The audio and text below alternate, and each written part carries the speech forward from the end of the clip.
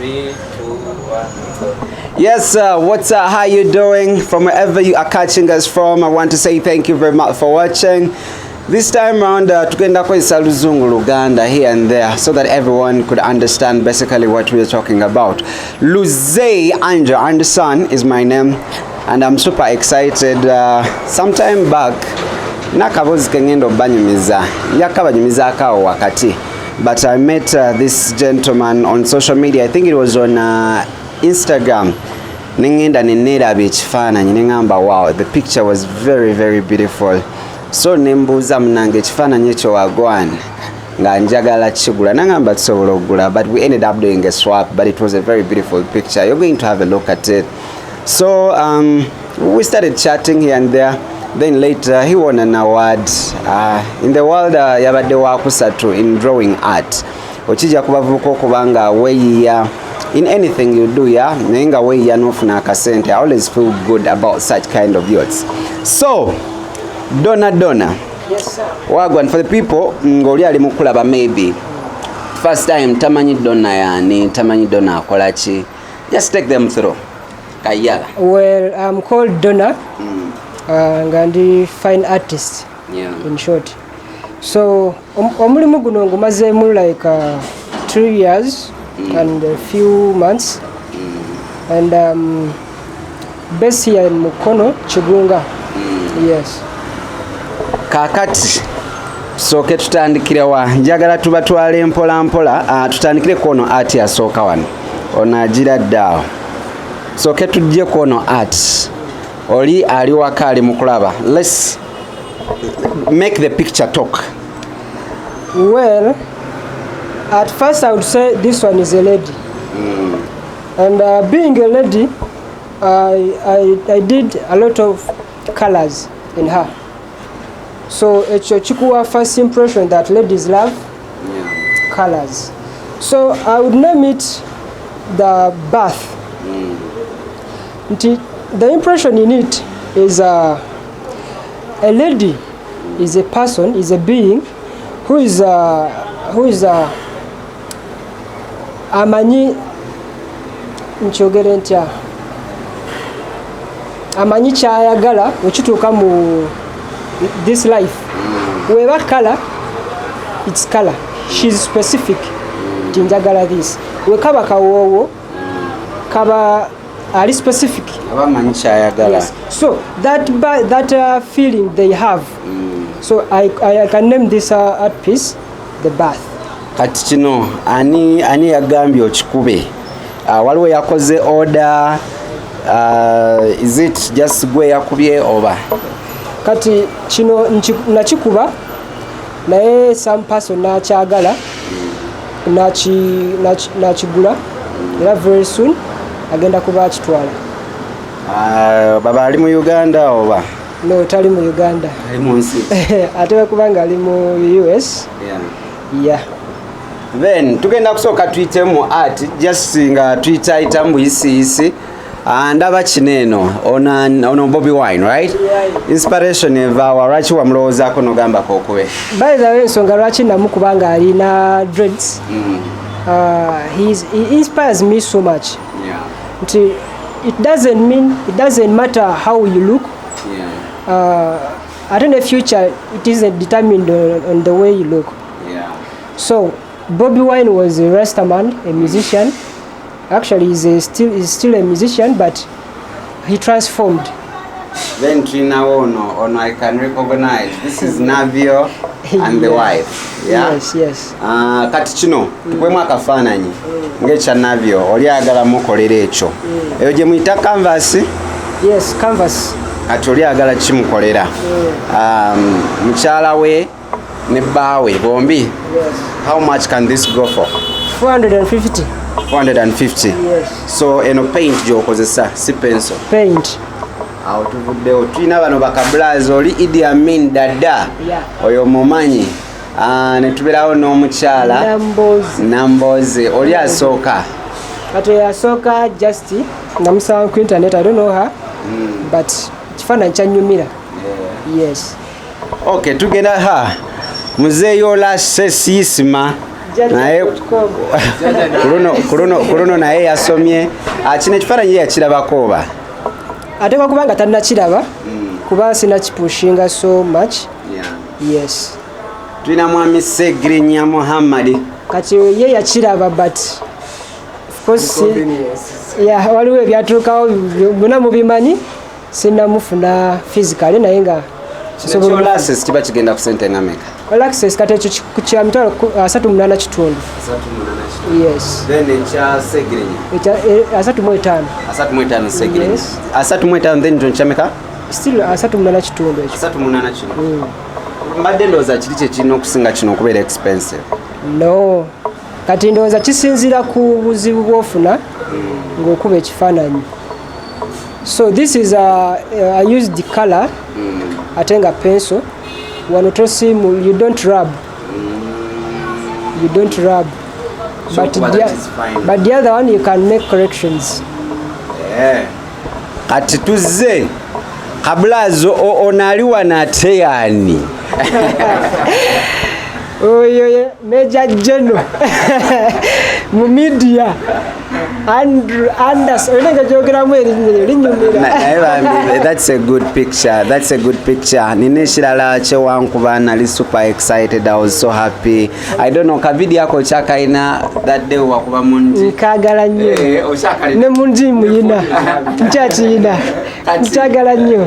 Let's go to the side zeno kati so kolekekana akayimiridde wano ffe tulina tripod akoba kayita batya tripod naye eno yawukana ku zaffe za kamera oba just ekijawulako nti olina wooteeka kano kakwata canvas you can adjust. Yes, naye nga tekananyo enjawulo.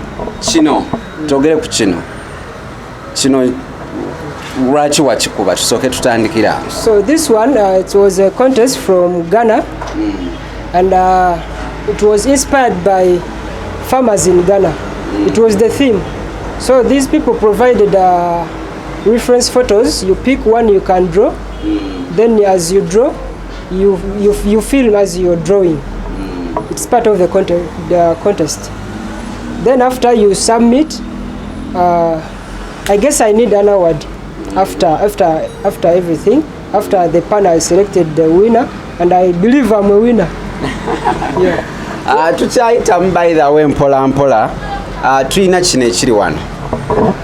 This one here. Kati ekyo wava ku kyo kikuba. Kati kino kifaananyi for sure just nali bored. Nga siina kyakukola, siina siina kifaananyi commission gye ngenda kuba in that moment, so I had to practice on my canvas. Omukadde ono namulabako ku social media. Inspiration eva omukadde gyali oba? The mukadde is dead. Yeah, rest in peace. My judge. Good thing about it, yakirabako nga kikyali mu pencil. So we yafa nengamba can take on the most permanent canvas. Yes. So I believe jali akyagala cause nekiri yakyagala. So I love it so much. Very good. At kino inspiration eva waraki ekyo nakyo kikuba? Nzikirizibwa ku okirizibwa. So I love thick women. Yeah. Abayina ebintu. Kati ekyo kiwedde. Kati tujja ku kino eno. Nakirabye, this one looks very special. Ate ne colors ziri more real. Yes. Let's talk about this. So I can say this is coffee. Coffee in Uganda, it's something very vital. It's a medicinal, it's a source of income, and it can be a flower in your garden or courtyard. So nachikuba because I love these things. These are the coffee, and my dad deals in coffee. Yeah, so I'm over used to seeing coffee. Yes. kati awo tujje ku musajja ono ye ali wano mumanyi ono Wizo kati lwaki wakuba Wizo ono bano bakyali bamanyi we balaba ati ono bagula oba babaagala nnyo n'obakolera charity. So ebiseera ebisinga omuntu waba takugambye ekikube kiba kyetaaga n'otafuna nnyo ssuubi mu kuwa ssente. So kati nze bano mbakuba for because of love. Good Life Crew, Radio and Wizo, I have one for radio lwakuba kyo kiri digital like nachi sketching sa on the other thing chaku tab, either use tab or drawing pad or laptop. Ochinawo tulabe. Yeah, wechiri. So koleke kati osobola okuba ng'okozesa tab. Yes. N'okubira kuno ekifaananyi. Yeah. Oba okozesa kipenso oba Kaka nimekaliwa. Kati kino sooka ojja olabeko wanene. Ono Zari, right? Yes. Kati ofuna kano akantu akabeera wano. Yes. Sooka okagyeyoko. Kano n'otandika okukuba. So wokigiramu kakulaga nti edit. Kati n'okubira kuno everything here. Yes. Kati asobola okungamba some information emisinga yongerako something. I go ngenda wali ku edit. I press edit. It is refusing. Then yes. Bwekyo wekikola. Kati ndagaayo ebirala bye bakuba kuno. Ekyo kimu. Already. Era ng'okozesa so kati yali birthday era nengenda mu edit nenzijjako this background background yaliko nenyongerako bino ebigambo. Rest in peace King Radio, your art will never be forgotten for time immemorial. Tulage n'ebirala tugenda ku kirala. That one was Diamond Platinum. Era tegerekeka. Yes. Naye namusaako Masik because twalira mu times COVID. Kati sookoleke kiba kitegeeza osobola okikubisa osobola okukubira kuno. Yes. Then nomala nokiprintinga out. Yes, basically bino ebisinga nkimuweereza mu PDF. Ye nakyeprintinga mu size gyakyagalamu. Kano kimanyi mbadde sikamanyi labayo omwami waffe Paul Kafeero.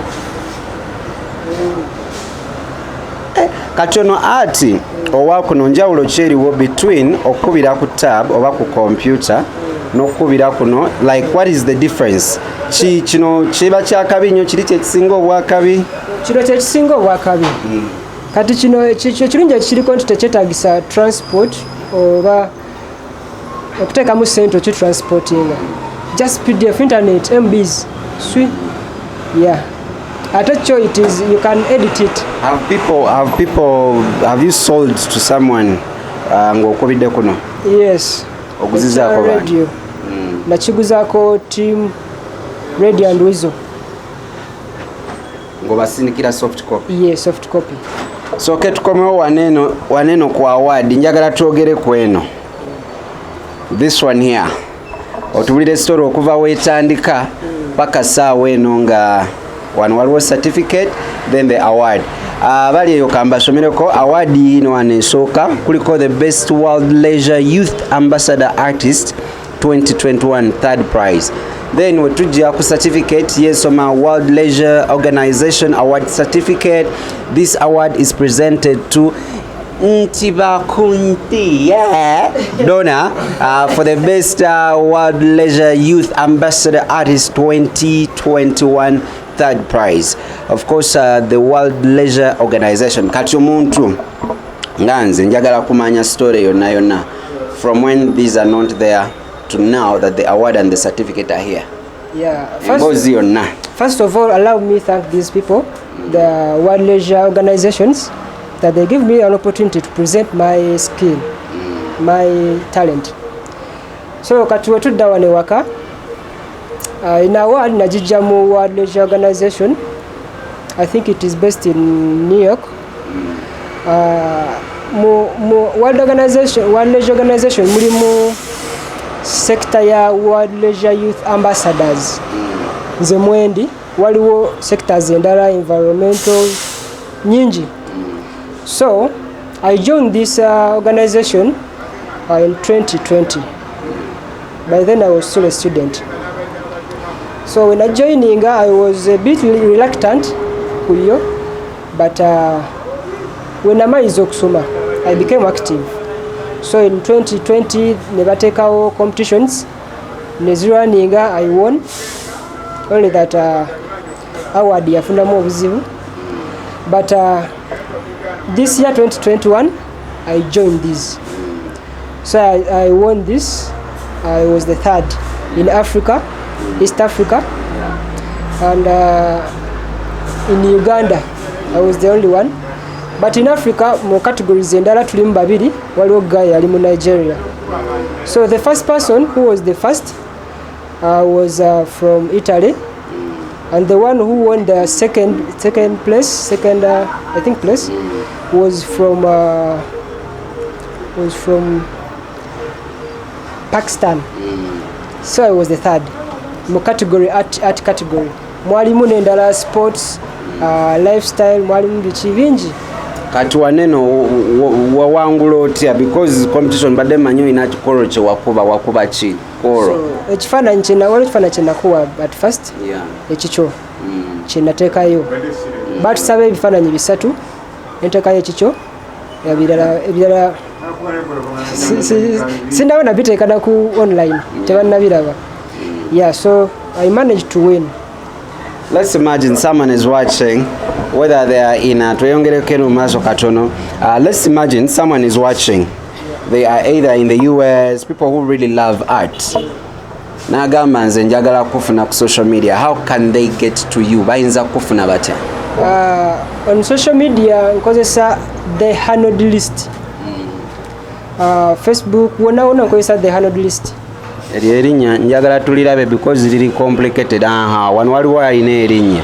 Kiba kitegeeza ogenda ku social media owandike ekigambo nga wookiraba bwe kityo. Mu lower case. Kati kano kagala ko tekaliiko. Ko mbadde sinakateekako naye nga kyebaba bamanya it's a gallery.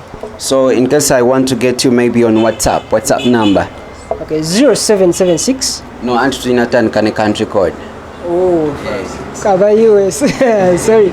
+256 776 86 3309. Tujidem. +256 776 86 3309. Kati ono art enenago okuba. COVID was there, but do you earn out of art? Because most of the people babalowooza wa temulimaja. Do you get money? Actually, mu bantu abagenda okwebaza COVID okujja nyinza okubaamu kuba mwenfunidde ate okusinga. Because people, I work online and people babadde wakanga, they have a lot of time online. So that's where I gained momentum nenfuna abantu. Market ndowooza yandimbeeredde nzibuzibu naye engeri gy'ekyali nti baali waka, so it was easier. But how do you get money? Njagala ombulira oŋŋamba olaba oli ayinza okunkubira essimu nganze we bakuba Anderson. I've paid by the nina art gwe nasasula emitwalo 39 just one art piece. But when alaba kiti ekya pencil, I loved the pencil so much, so much. Kati njagala kumanya oli akubira n'agamba nkubira kino, then nemwesa njagala eyo process. So kati ngeri gy'ofuna ssente ne zijja. Yeah, ebiseera ebisinga nga yogambye nkola online. Oli ajja mu kabox inbox nakugamba nti njagala ekifaananyi bwekiti abasinga bakozesa nnyo WhatsApp. Negotiations nezigenda maaso ne bampeereza ekifaananyi, then nenkikuba. Kati mu process y'okikuba muweereza progress. Ebiseera ebisinga saagala kikuba nkimalirize nkiweereze nga takirabye. Njagalayo kennyini aŋŋambe nti naawe kisoke. Era abasinga bangamba ikisoke ng'ate nze ndaba nkyeyongerayo. So wetumalaawo, of course aba yasasuddeko half, naye abasinga bampa full amount. Because abasinga bava bweru baba tebagala ezo costs z'okusindika, ate nange abeera ansaasira obutafeesinga charges. ekifaananyi nga kiri ekiri wali kikutwalira how long oba kino kye tubadde nakyo ekyo omukazi oba ekyono how long can it take you? It can take me around 4 days wemba nga I'm really committed okukimaliriza in those 4 days naye nga wemba nga ndi somehow reluctant kiyinza okuntwalira 1 week and a few days. Then let's look at this one here. Kati kino how long can it take you for it to get done? 4 to 5 days, strictly 4 to 5 days. 4 to 5 days. Nekiri ogambye 4 to 5 days. Ekinene naye akatono bye bimu. Anti kino kyo tekiri kino kitono but kiri a bit more technical. Ogamba technical awo oba otegeeza ki? Kyentegeeza nti wali wano mba netaaga concentratinga on details on values z'omuntu zayina ku features zayina ku mubiri nti luze nsobola okukuba ekifaananyi nengamba but no ono si luze nempita kyali wange nemugamba ono afaanana ani kati wangamba nti tamufaananye awo kitegeeza kiganye nga nzirayo ku kirala kitegeera yalawensi gye nteekamu okuba nti ennaku ziri bwe zityo naye kinene kirala kyo engeri kiri nti ate kinene kirabika na mangu ate nkozesa paint kyangu nnyo okuki kati ate kino penso tudde ku kali akalimi ka penso katini kasiiga watini wano nkozesa brush okusinziira ku agency sobola okukozesa brush nga nnene nkimalirize mangu oba nkozesa akatini just to kutwaliriza obudde. How much does this one go for kino? 385. 385. Yes. Wow.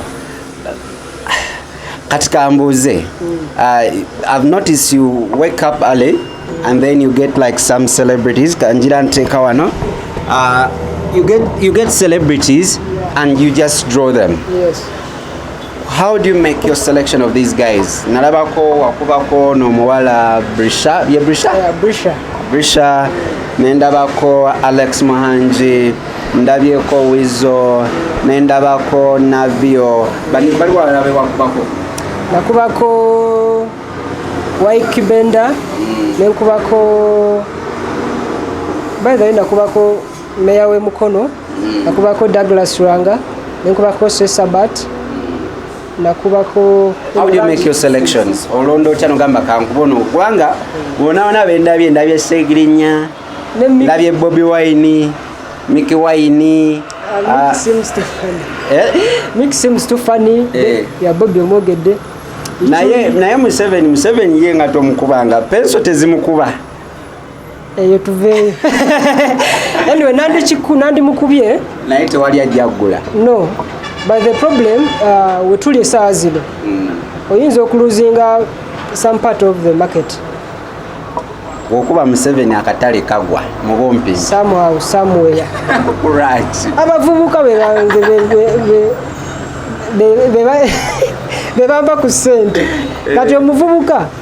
Museveni ono omukuba tayagala kumanya. Ate tojja musanga naye kati wano Bobby nsobola musanga emagere. Yes. Ali accessible. Museveni tojja musanga. Right to sobola kusa. Sobola oyita wali eri ku basirikale. Baveeko gwe. So do you do art for a living like kyekyoka kyokola mu jama jago? Yes, kyenkola kyekimbezezaawo era kyekintuusizza wano wendi. Ebiseera ebisinga abantu bagala nnyo okukola nga amanyi nti nguze enkota y'amatooke. So when natunda bwenti ngenda funamu bweziti. Does it come to you know, do you have specific money ngogamba at least omwezi genda okugwako mba nyingize obukadde nga bubiri? Guba mukisa. Most expensive piece gye wali otunze yali ku sente nga meka? 700. 700 nsanvu. Yakigula muna Uganda oba? No, si muna Uganda. Yali ava US.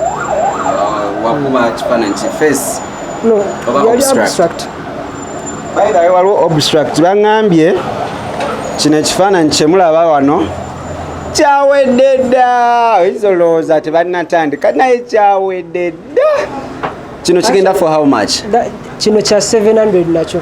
700? Yes. Naye kati kambuze kino kyakuwa buzibu ki? No, kati nze mba njagala mbuzeebuze oba nkuwa okulowooza gwa kiraba era wemba nkuba ebiseera ebisinga sifaayo nti kikyenkuba jasimba njagala kulaba gwa kiraba what do you perceive kati basically ekikiseeza nokiseeza kuba nti story gwa kiguze gwo kenyini gwaba nayo nze siira story yakyo kati nagenze nenda bana abali waneeno kana akantu kansanyusiza naasose nendowooza mbu neno frame naye nogenda nokakola ne kaaka kano kakola mulimu ki kaswitch jangu eno jangu gwaba akakola akantu kano kansanyusiza nange neŋŋamba bakyali baffe engeri ffena gye tuli bafala kati namwe mujje mukalabe akantu bwe twogerera katandise okwaka kano mulimu gwako gwenjagala okumanya bakayita batya erinnya lyako kyekisooka kakola ki so ekisooka ebintu bino tuba waliwo ekintu kyogula ng'olaba kiri useful naye nga tokimanyi linnya kati kana akantu kankubulira omugaso gwako kasobola okukola nga drawing board kwokubira ekifaananyi ekiro kasobola okukola nga light ey'ekifaananyi ky'oli okuba naye ekisinga obukulu ku kyo woba okuba ekiro jjukira toba na natural light so kiba kikwetaagisa okateekeko olabe where you're going dark and where you're going light nti wennaakateekako wano esanazi gaika gagenze nti wennaakateekako wano eno wali kabadde kalaga nti kiri faint naye nga wana wali dark kati esaazi no wali dark era wali somehow dark so kitegeeza wona obudde bwe bunaakya nga toyina light kayamba nnyo nga toyina zino lights z'aba artist artist balina light ez'enjawulo yes balina lights ez'enjawulo kati zo zikolanga natural light ekiro naye ate nze saa zino I can afford it but I have this kati kano erinnya naawe tolimanyi erinnya sirimanyi but I found it in art supply nomanyi omugaso gwako okay tuli waneeno ne Donna of course yababuulidde ku social media how you can get to him tugende waneeno wabweru no problem Luzei and Anderson is my name for the people nga naawe olinayo ekintu ky'omwani kyokola nga kyakabi ng'oli muvubuka nga toli mukadde nnyo nga naawe oli mukweyi osobola okunkonangako kasimu kange era ne ku WhatsApp n'onfuna eri 0775 86 45 72 tuba tusobola okunyumyamu kati nagenza okulaba owa bodaboda gyano ng'atwala t-shirt storage so kati t-shirts abantu bange abanjagala abamatira batera okwagala t-shirts zino sitera kuzitunda everyday oba daily naye waliwo specific time kati from December 6th to 20th eba period ya kutunda t-shirt sagala nnyo zitunda zibeere nnyo mu bantu because I have to keep the brand ng'erina value kyovola nga waliwo ka time wenno zitundira we kayitaako kati saa zino kayiseeko oyo era ali lucky nti yakola order agitutte eyiye bagise the handle list lwaki the handle list kitegeeza ki the handle yes handle so ekisooka njagala nnyo wrestling mulimu gayi bamuyita Chris Jericho ayina Jericho's list kati wabanga akukubye abakutadde ku list oba otuuse mu list so kati that explains the list nti buli gwenkuba olwa ekifaananyi kyenkuba kibeera noted in my list so the word handled I'm called Donna so okiva emabega eri erinnya lifuuka handled so this is my list I've gotten the point unless otherwise naye no piece kambaletireko soko tuletereko eyo piece bagirabyo kati nga eri wabweru waneeno balabe engeri gyebeefaananamu you can handle it waliwo neeno nsooke muzirabe this is beautiful art by the way I don't know jali gweri naye by the way abukuba wona ogenda ku Instagram Facebook you see some of his work there beautiful work akabozi ke nabadde njagala obanyumiza wali eri mba ndi awo sometime back tukagwa then neneraba ku Instagram nengamba weneraba nensindika ka message nembuza hello how are you doing nengamba yo kablazo omutunda it was an art piece then Donna nangamba nembuza sente meka nangamba emitwalo gyali meka gyali 45 45 nengamba kale no worries ngenda kukonako nga nfunye kasente olwamala n'addamu n'akomawo mu inbox nangamba naye Anderson lwaki tonkyazaako ku TV nengamba ate TV etali yange etali ya jjajja wange why not nengamba naye nange wenkukyaza nange nga bampera bwereere Nechikola, and you know the piece is very beautiful. I'm so grateful, by the way, the award Jolabye. If it's a worldwide, you know, award. And all those countries got involved and I got super excited when Nalabienga again ka art piece ke yangu batira ke kam tusiza kuwangu. It feels really good. So for the youth, you know, if you can do something for yourself, zenjaba beranga wakanamba nakabawade ngatumaliza. Bana Uganda osembayo ngo bagamba kingagwe. Ekisooka beekuume. COVID is real. Then ekirala bawagire nnyo art. Ayinza okuba nga sinze, ayinza okuba nga omulala waliwo abaana bayimbi, baana ba anything art. Kuba ekyo kintu kireezaawo nnyo omuntu kati nganze atagenda funa musaala okuva ewa boss. Kati mba neetaaga yo support mumbeereremu then n'okubeerawo n'abalala.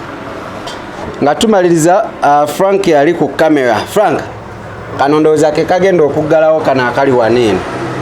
Ke kagenda okuggalawo show yaffe bulungi. From wherever you are, Bambi, and you've watched and you've liked what you've seen, you can go follow the handle list.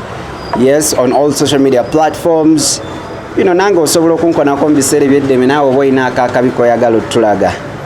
Until then, naye be bakuba namwe musasule ku ssente ddala basereebu musasulayo ko kasente, you know, just for just. Manyiwe binyuma ng'oli ewaka ng'oli ne baby wo nga wano. It feels very nice. Until then, bless ya.